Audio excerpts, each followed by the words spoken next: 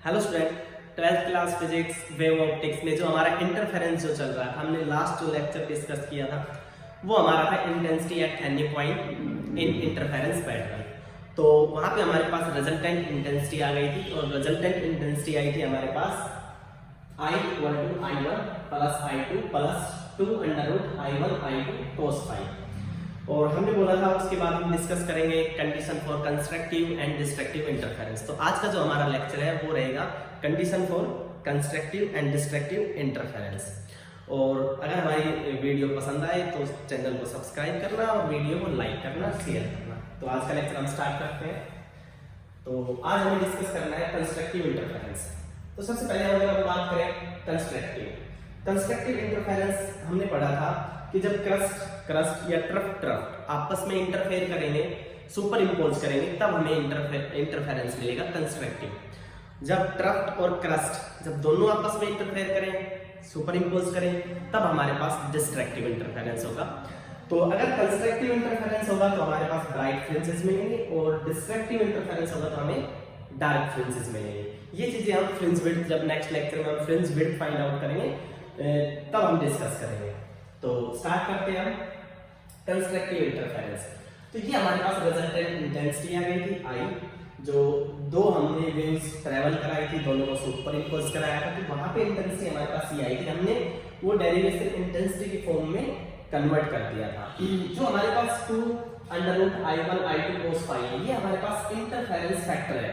Means इस factor पे ही डिपेंड करेगा कंस्ट्रक्टिव इंटरफेरेंस और डिस्ट्रक्टिव इंटरफेरेंस। तो स्टार्ट करते हैं। तो अब सबसे पहले हम बात करेंगे रिजल्टेंट इंटेंसिटी की। दो ही कंडीशन होगी, एक तो मैक्सिमम की और एक मिनिमम की। तो हमें चेक करना है मैक्सिमम कहाँ, मिनिमम कहाँ। और मैक्सिमम मिनिमम किस पे डिपेंड कर रहा है? इस फैक्टर पे, जो हमारा इंटरफेरेंस फैक्टर है, cos phi पे डिपेंड कर रहा है। तो सबसे पहले हम बात करेंगे कि भाई जो हमारे पास रिजल्टेंट इंटेंसिटी है मैक्सिमम कब होगी।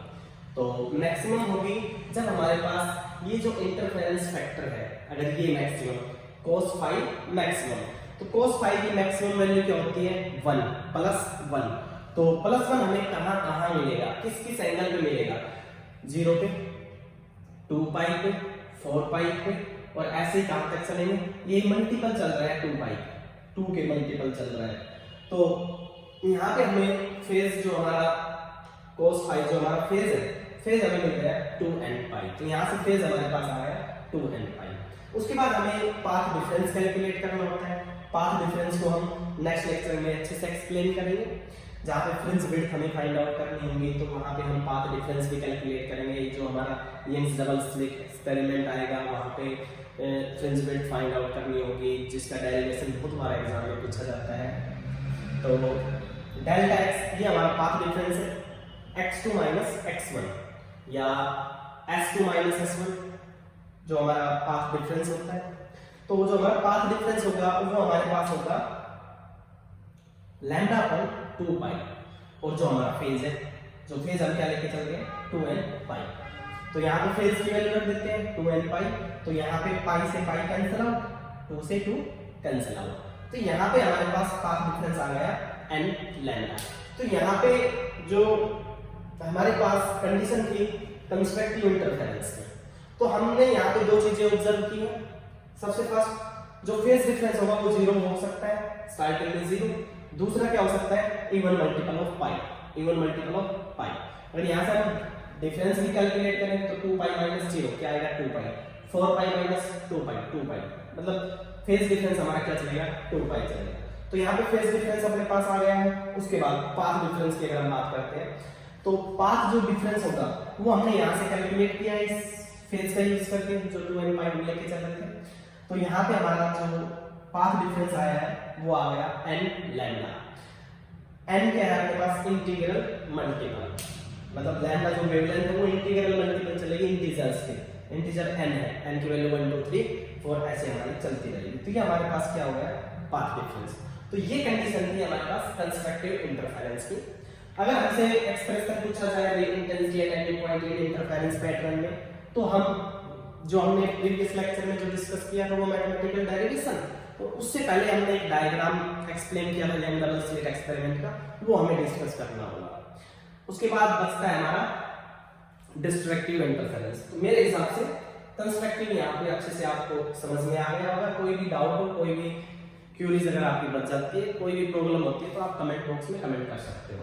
उसके बाद हम बात करते हैं डिस्ट्रक्टिव इंटरफेरेंस की। तो एज इट इज वही हमारे पास रिजल्टेंट इंटेंसिटी का केस था। तो मैक्सिमम की कंडीशन तो आ गई, ब्राइट फ्रिंजेस मिले। अब हम मिनिमम की कंडीशन ले लेते हैं। तो cos की मिनिमम वैल्यू क्या होती है? -1।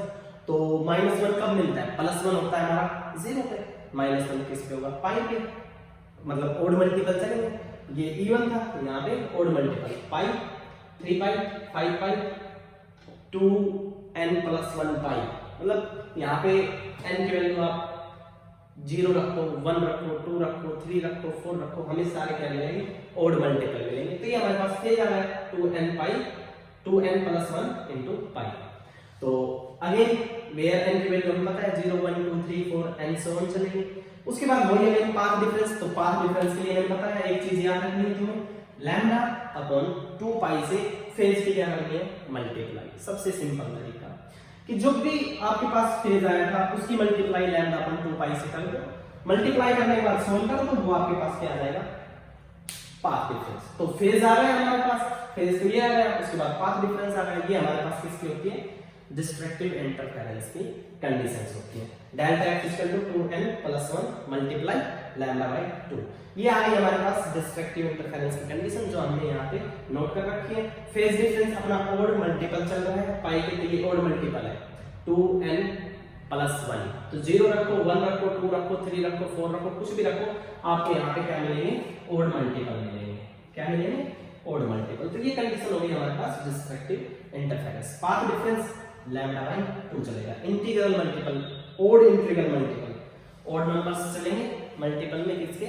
लैम्डा बाय 2 के। तो यहाँ पे हमारा यंग डबल स्लिट एक्सपेरिमेंट का फर्स्ट पार्ट बिल्कुल कंप्लीट हो गया, जहां पे हमने कंडीशन भी, कंस्ट्रक्टिव डिस्ट्रक्टिव इंटरफेरेंस की कंडीशन को भी डिस्कस कर दिया है। एक्सप्रेशन भी हो गया हमारा किसका? इंटेंसिटी का। तो इंटेंसिटी का एक्सप्रेशन भी हमने अच्छे से एक्सप्लेन कर दिया है और कंस्ट्रक्टिव डिस्ट्रक्टिव इंटरफेरेंस की कंडीशन भी बता दी है। ब्राइट डार्क फ्रिंजेस के बारे में भी थोड़ा बहुत डिस्कस किया। बट जो नेक्स्ट जो एक्सपेरिमेंटल जो हमारा सेटअप आने वाला है, जो यंग डबल स्लिट एक्सपेरिमेंट रहेगा, वो बड़ा इंटरेस्टिंग है। वो बहुत बार एग्जाम में पूछा जाता है। तो इंटरफेरेंस से जो क्वेश्चन बनते हैं मोस्टली बस यही है कि यंग डबल स्लिट एक्सपेरिमेंट का ही होता है, या तो ये पूछ लेता है एनालिटिक ट्रीटमेंट। ये इसको हम एनालिटिक ट्रीटमेंट भी बोल देते हैं। बीएससी में तो ये बहुत बार पूछा जाता है, 12th क्लास में भी वही क्या पता पूछ ले। बट जो सेकंड जो हम इसके बाद young double slit experiment discuss करेंगे, जो सेकंड जो हमारा फ्रिंज विड्थ वगैरह जब हम फाइंड आउट करेंगे, एक्सपेरिमेंट्स सेटअप करेंगे, स्क्रीन वगैरह लेके चलेंगे, कहाँ पे डार्क फ्रिंजेस, ब्राइट फ्रिंजेस, तो वो सारी चीजें हम नेक्स्ट लेक्चर में डिस्कस करेंगे। तो आज का लेक्चर हमारा यहाँ पे क्या होता है कंप्लीट। मिलते हैं नेक्स्ट वीडियो में नेक्स्ट लेक्चर के साथ, और ज़्यादा से ज़्यादा हमारे चैनल को शेयर करें, सब्सक्राइब करें। Thank you.